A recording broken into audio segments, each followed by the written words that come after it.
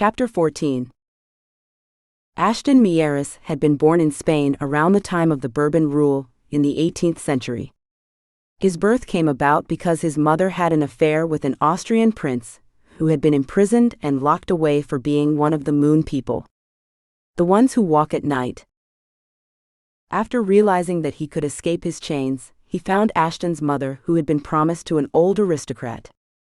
She thought she would live out her life never experiencing love of any kind, until he showed in her room in the dark of night and made love to her. Enthralled with the prince, she fell in love with him, and on giving birth to one son she then gave birth to another son, she named Ashton, and having him taken from her she became distraught. She would have had more children by this man of the darkness, but the townspeople discovered where he lived, and fearing that he could have more offspring, they crept into his castle and put a stake into his heart. Given his mother's maiden name of Mieres, Ashton and his brother had been removed from her and given to a nun. The nun gladly took Ashton to her order, and sent his brother to another order in the Americas where his identity had been concealed. To save Ashton, the nun brought him with her for safekeeping where no one knew about him, and she hoped he would grow up in the nunnery where she could help him. Knowing he would be put to death because of what he was and who he was, she would bring him to his mother so she could breastfeed him. The nuns at the convent took him in without question, and with milk from his mother there was never a problem. But then, they began to notice something peculiar. He suddenly started refusing his mother's milk, and not eating. As he became a toddler, he preferred the blood of newly butchered animals. The nun who had brought him to the convent confessed to her knowledge of what he was, and she was put under severe penalties after admitting that she couldn't bring herself to kill the child. And so he grew, but his thirst for blood grew with him, and soon he became intolerable to the community around him. The nuns had to eventually leave him to the forest, where he would survive or die. But instead, he hunted the animals of the forest for his food, and developed a taste for animal blood and not human blood. But as he found his way to the towns and cities, he began to hunt, and realized that human blood gave him the strength and vitality he needed. As he grew into manhood, he noticed that he remained a certain age. In his 20s. He stayed forever young. "What is the matter, Dr. Mieres?" "Only the nightmares that have haunted me all my life. I think of my mother and father, and then of all the individuals I've killed so that I could survive throughout the centuries," Ashton said to his servant. He sat up after waking from his sleep.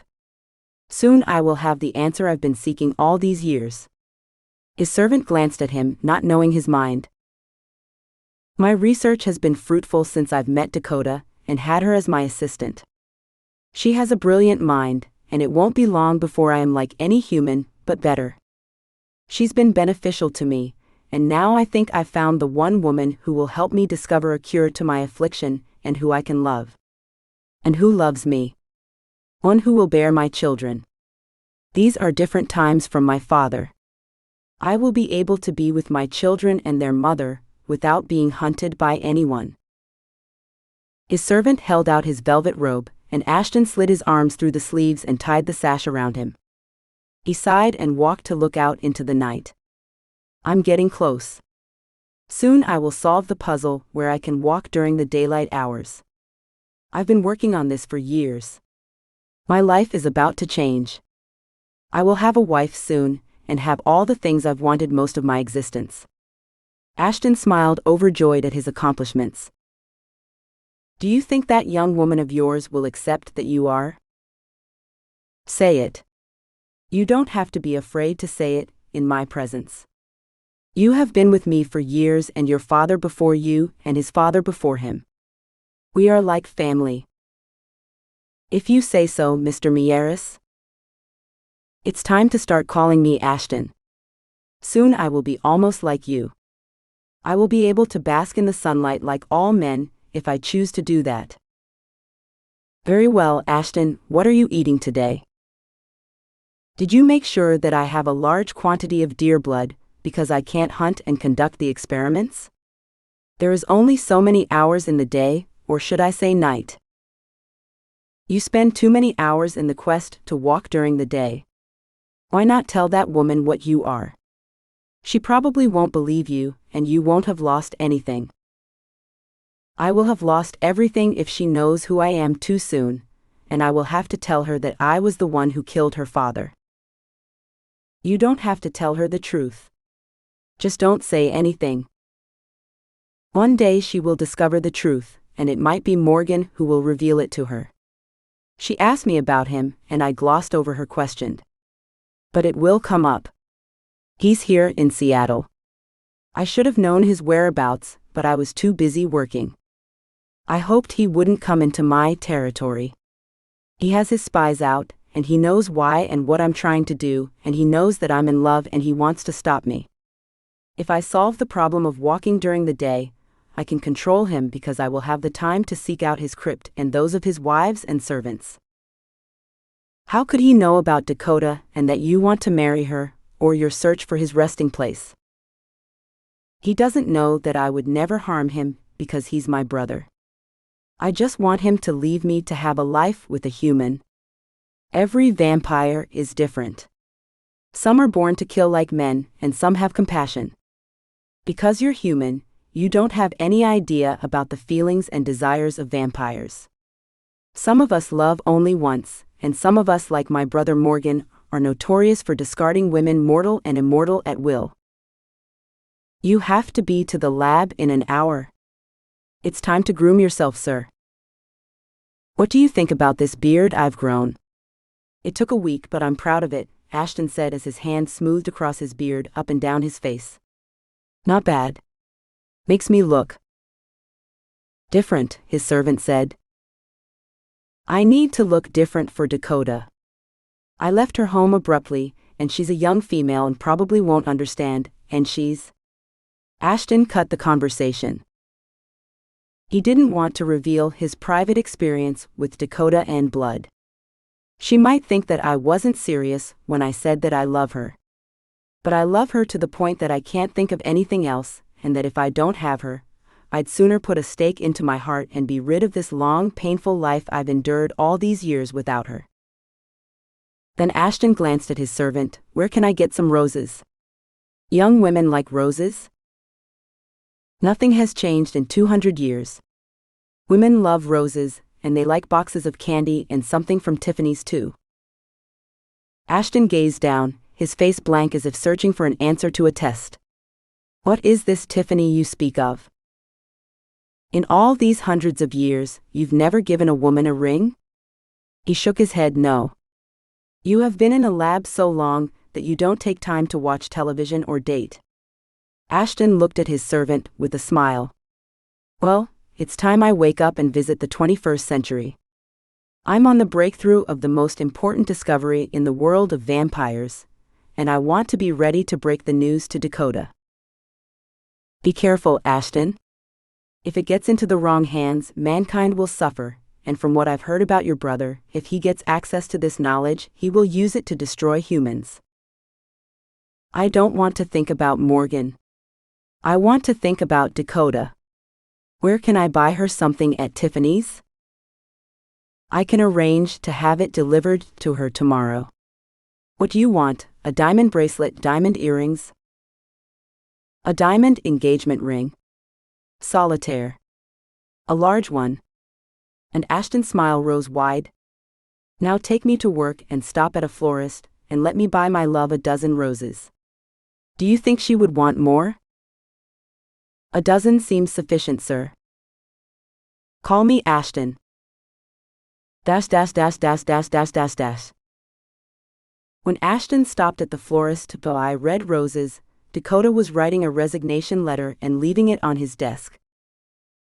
After placing the letter carefully, Dakota stepped outside and into a waiting car with Paige and a friend. I knew I didn't want to write that letter, but I had no choice. I needed to work, and I needed the recommendation letter, but now all that was gone. There was no getting around this. I couldn't bear to be in Ashton's presence after what he did. It was never a great idea to work with someone who's your supervisor, as well as a lover. It's a well-known unwritten law. The circumstances wouldn't make for the best relationship, but deep down, I wasn't ready to give up on him entirely. I needed to get his attention. In the letter, I asked for a transfer to another part of the hospital, another department, and another scientist where I didn't have to be reminded of him every day. As I ambled through the door, my legs felt heavy, and with a heart full of anxiety, wondering how he would take my declaration. After placing the letter on his desk, I wanted to turn around and go back and rip it up or throw it in the shredder. I have a mental picture of it, and of him finding it. He would either fly into a rage and fire me, or ball it up and throw it into the trash and go on with his life. I didn't know if I could handle the last scenario. Strolling out of his office, I questioned if I had acted irrationally. And the answer came back: it wasn't me who was unfeeling and difficult, it was him, and if he had been different in dealing with me, then maybe I would have stayed. The minute I climbed into the car with Paige and her friend, I knew I had made a mistake. I had my hand clutching the door handle. I didn't want to release it because the notion to run back and tear up that letter kept crossing my mind, and more so after watching Paige, but too late. It was around 10 p.m. when a text came in, and we were on our way to the gated community for a party. A party Morgan had invited me to. I gladly accepted his invitation to have something to do and keep Ashton off my mind. I needed a little fun in my life, and with Paige and her friends, I thought I would get that fun I craved. Looking around at her friends, I knew I had made another mistake. They acted as if I wasn't there, as they hunched together drinking liquor in the limo, and laughing and celebrating as if it was New Year's Eve. I wished I was as happy as them. "Cheer up, you're not going to a funeral." "No one died," Paige said as her boyfriend handed her a drink he poured earlier. "Do you see your face? Who would want to date a girl with a look like yours?" Paige said to me, using her fingers to push up the side of my mouth. I swatted her hand away. "I'm just going out to have something to do. I'm not looking for a date." "Are you sure? Dr. Morgan seems to be excited that I got you to come along." I glanced at Paige. She didn't look healthy, and her eyes had changed colors. They stayed red all the time, and I couldn't tell what color her irises were. "You need to see a doctor. You don't look well," I said to Paige. "I am seeing a doctor. The party is full of doctors. Milan is a doctor, aren't you, Milan?" Milan, Paige's friend, leaned over with a half-dazed, droopy-eyed expression and gazed at me with deep, sunken black eyes. He and Paige could have been twins. They had the same emaciated, pale look. I could see I was going nowhere with the two of them, and it appeared as if they were concerned with one thing, and that was getting to the nearest bed for sex. Reluctantly, I fired up my iPhone. I had planned on not touching it, but I wanted to know who was calling, since I received very few calls, and since I received fewer calls than most girls my age, therefore, it had to be my mother or Ashton. I didn't want to admit that I was looking for Ashton's calls. I listened to my calls, and one came in. "Dakota," his voice dry and devoid of emotion. "Where are you now?" "Why do you want to know?" "Because you were supposed to be working until 3 a.m., and I find this letter. Do you want an assignment with another doctor? Is that what you want?" I took minutes to answer. I had to think about what I needed to say. I didn't want to cave in too early. But then I did answer him. "Yes. That's exactly what I want." I was expressing my thoughts, but I didn't want it to come out the way it did. "Who's with you?" I heard voices. "You did hear voices. Are you jealous?" He didn't answer. He took longer to respond. So I said, "It's my friend Paige and a few of her friends from the hospital." "Which hospital, and where are you going?" "Maybe I can meet you there." "We're going to a party at Dr. Morgan's home, and no, you can't meet me there." "Dakota, turn around. Don't go there. Do you hear me? Don't do that. You don't know what you're doing." Goodbye, you and Ashton have no right to tell me what to do. I pushed the red button and sat back with a smile on my face. I felt good that I had rejected him before he had a chance to reject me. It felt good for once not needing Ashton. I sat back, exhaled loudly with a smile on my face, and enjoyed the scenery. Chapter 15. Driving into Dr. Morgan's estate was uneventful and somewhat boring. It was like last time, cars parked, dim lighting, guards surrounding the perimeter of the house. "Don't you just love this?" Paige said, turning in her seat to meet my eyes.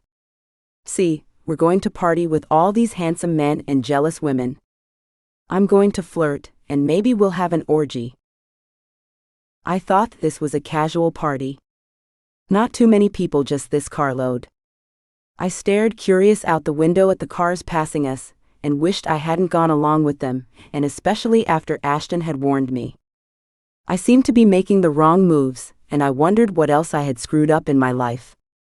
Oh well, I was young, and I had a lot of time to make mistakes. Hopefully, this one night wouldn't cost me anything but a bad night out. Paige turned to her friend Carlos, who was equally handsome with his dark skin, dark curly hair and dark eyes. But on his face, he wore a creepy, hungry look that said he loved women. He loved them a lot. The way he pawed over Paige and held her hand and fondling her breasts, and I didn't want to see the rest, so I turned my head and looked out the window. If I didn't know Paige and her choice of men, I would say he was a gigolo in his other life. But Paige was a social climber, and somewhere his family probably had money and access to it, otherwise she wouldn't have dated him. Her motto is "you only go that way once." Meaning you're just young once, and you have to get it when you're young and when your breasts are hard. At first, I had been happy to discover that she had lost the first pale strange guy with the tattoos who hung out sucking on her neck, in that club on the Seattle docks. But looking at Carlos, he appeared to be worse than him, and he seemed over-possessive and controlling of Paige. Whenever she turned to listen and engage in a conversation with the guys in the limo, Carlos would catch her face in his hands and bring her face to his, and then he would bite her on her shoulder and she would obey him. The sight of that drove me insane. I couldn't stand watching that display of master and slave. Men with money gave Paige the confidence and security, even if she couldn't touch the money. Being around men with money was all she needed, and she would follow them into hell if it meant she had a chance to bag one of those sexy, hungry, young, rich dudes. And from my point of view, she was following this dark Latin lover into hell. "Where are we?" Paige asked Carlos when the car came to a sudden stop. "Don't you know?" I said to her. She should know. Paige had been the one who convinced me to go to this party. "Remember, this is the place that the limo took me the other night when you said you would meet me there, and you didn't. Remember?" My voice turned impatient and sour. "Oh yeah," she said as she stepped out of the car. I was out of it, and I didn't remember much that night. That's why I didn't get there. Turning to Carlos, Paige said, "This is the Dr. Morgan who's on the board of our hospital, right, Carlos?" Paige's voice was slow and slurred, as if she had drunk a bottle of whiskey. "Yes, that's right. Now let's get there before the party is over. Remember the orgy. I'd like to take you and fuck your brains out, and then watch you make love to your friend," Carlos said, glancing at me with thick eyebrows and flashing his dark eyes at me. "That will never happen," I said, glaring at him. He grabbed Paige's hand and said, "Maybe my friends. I'd like them to have a taste of you too." Paige grinned as if she had lost her mind. I turned to look at Paige and sauntered up to the door, and as before, it opened before anyone had a chance to ring the bell. This time there was a completely different crowd. Not that I would remember the faces from last week, but I recognized that the entire group resembled each other. Their faces pale yet attractive, and they looked as if they all came from the same gene pool and they were of different ages. All blonde and tall with piercing blue or gray eyes. Tonight the house was filled with a younger crowd, and the girls were young as if they came from central casting. They were a mixture of blondes and brunettes and redheads or would-be blondes, but they were no ingenues. They wore a look that they had been around and knew the score, or thought they knew. But mixed into that group were 5 young girls about my age who looked like me before Ashton took my virginity. A wide-eyed, excited look. A look of being sheltered, and now they wanted to break free. Not like Paige. She broke free years ago and much too soon. Paige and I were the only ones dressed in jeans and a tee. Because of the mist and chilly weather, we had on our leather jackets which provided some measure of warmth. All the girls glanced at us as we walked past them. Then they whispered to themselves as they held their drinks tightly in their hands. "Why didn't you tell me, Paige, that it was dress-up night? I would have worn a dress." I was just having a conversation because I had few dresses and none for a black tie occasion. "It's not that kind of party." I turned at the voice I recognized, and it was Dr. Morgan. The handsome and mysterious Dr. Morgan, with a low, throaty, husky voice, the kind that seduces women. But it was a natural voice to him.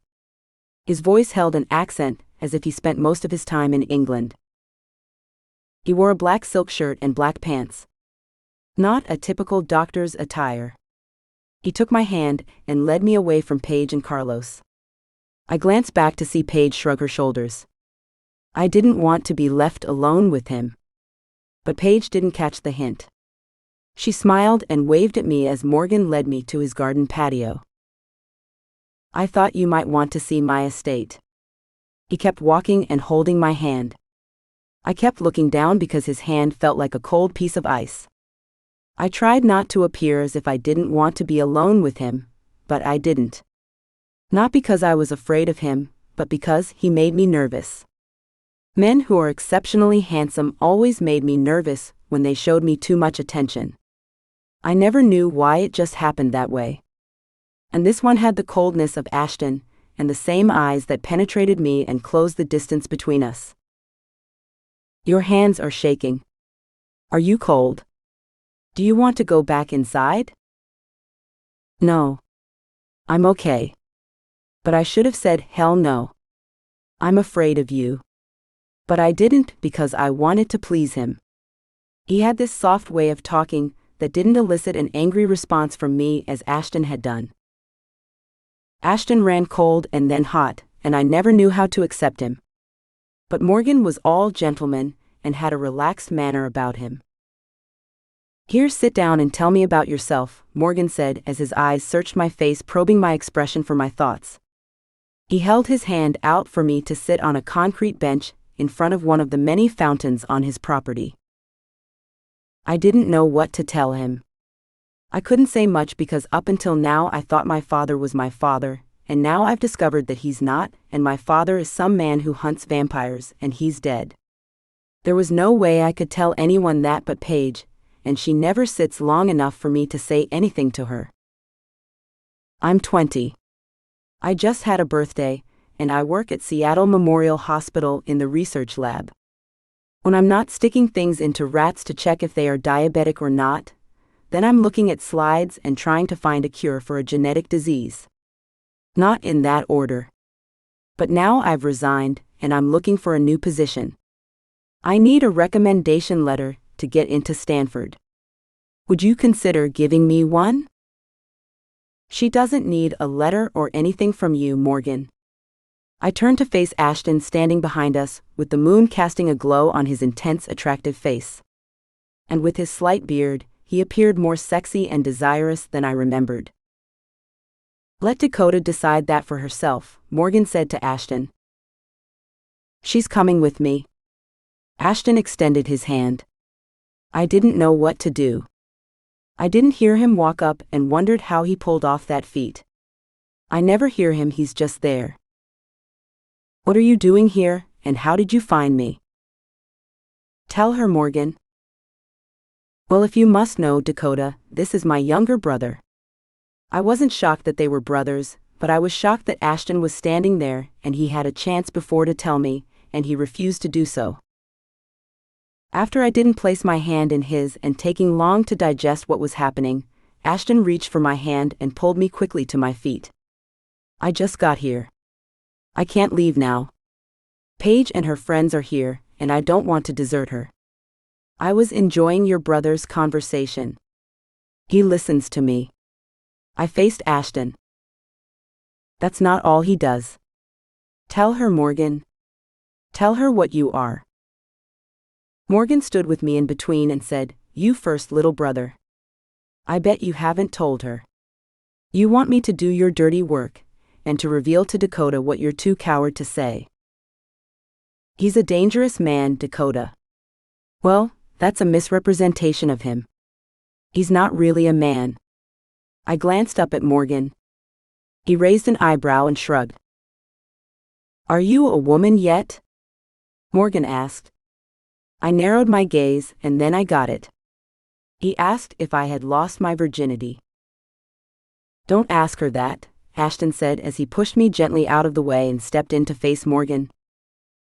Morgan turned to me. She's priceless. And naive? But I think I want to keep her, brother. What does he mean, keep me? I glanced at Ashton. If anyone said that they wanted to keep me, I had hoped it would be Ashton. She isn't yours. She belongs to me, Ashton said to Morgan. Wait a minute, Ashton. I think you and Dr. Morgan has taken this too far and I'm leaving, I said to Ashton, and then turning to Morgan. I had a great time. A little short, but nevertheless, it was interesting, but I have to get some rest. You can't leave until we settle the matter of who you belong to. I belong to myself, and now I'm leaving. I turned, and before I could take a step, both Morgan and Ashton were standing in my way. Stand to the side, Dakota, Ashton said to me, turning his face in my direction. When Ashton twisted to take my hand, a blow came quick and powerful to his right jaw. The cracking sound, loud like a tree had been struck by lightning. The beating was brutal, as it landed on the side of Ashton's face, sending him flying into the air.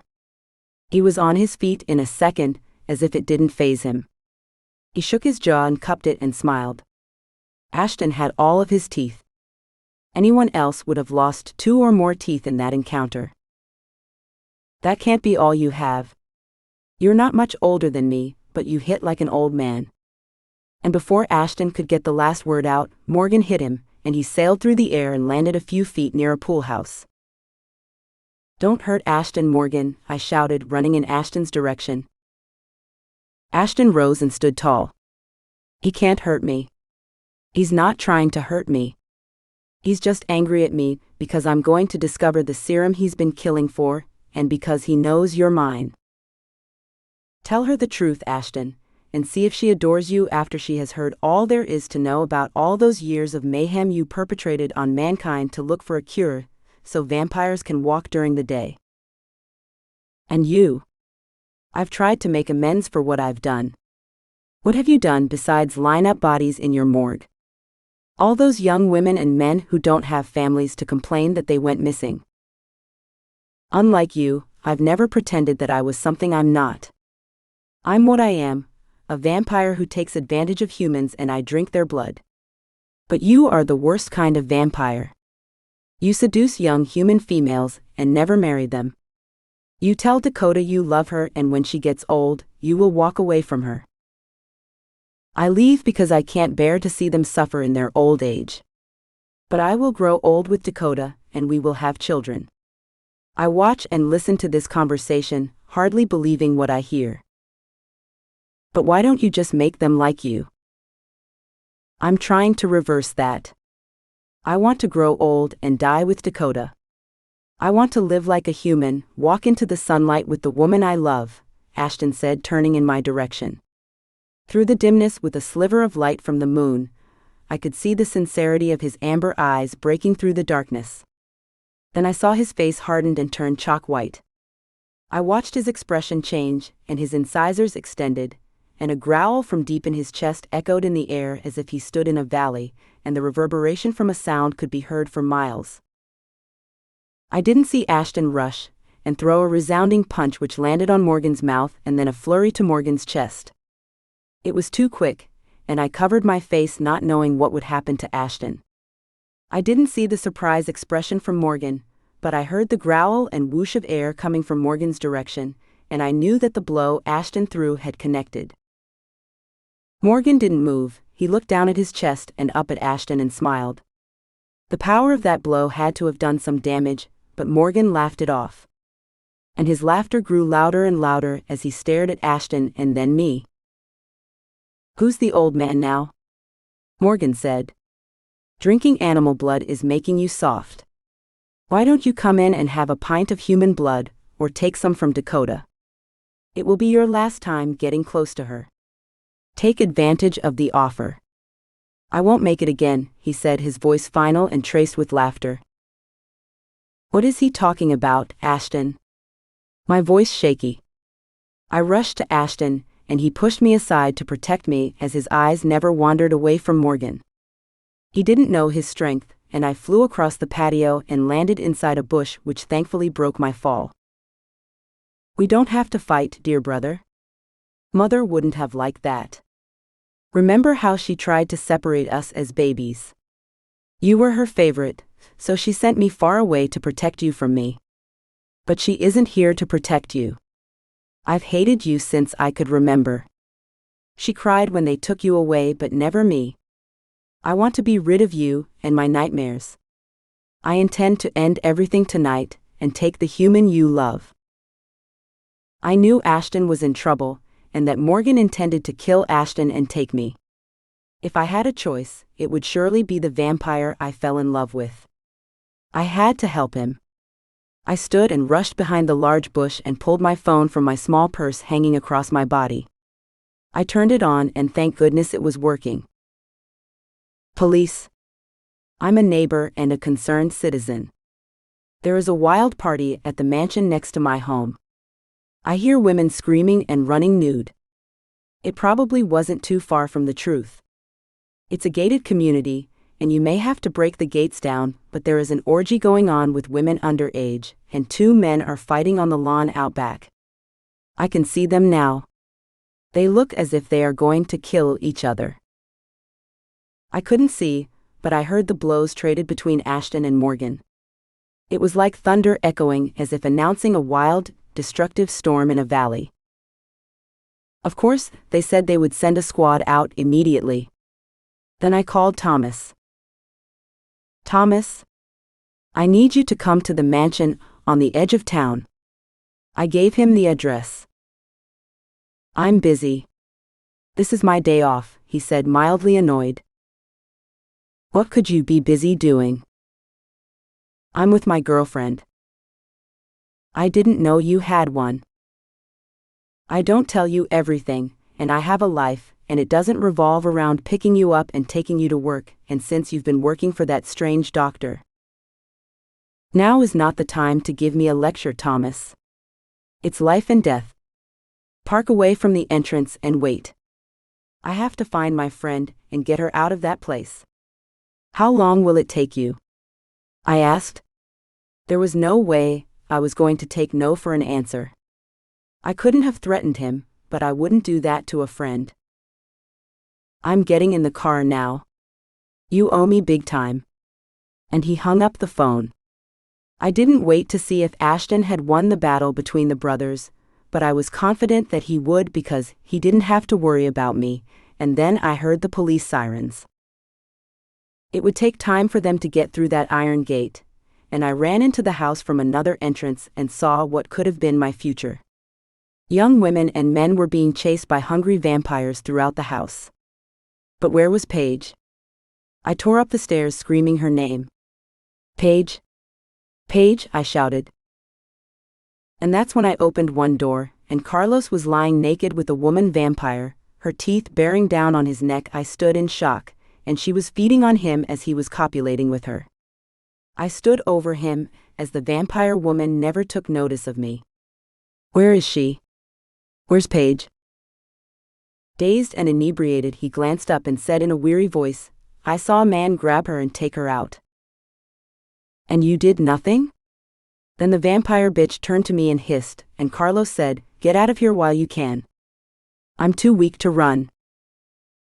I turned and headed for the door, down the stairs, and out the same door I came in. But the place was clear of all manner of vampires, and the only ones left were young women walking in a confused daze. I hid behind a large bush as a patrol car passed with sirens blaring. I heard through the confusion someone call for an ambulance.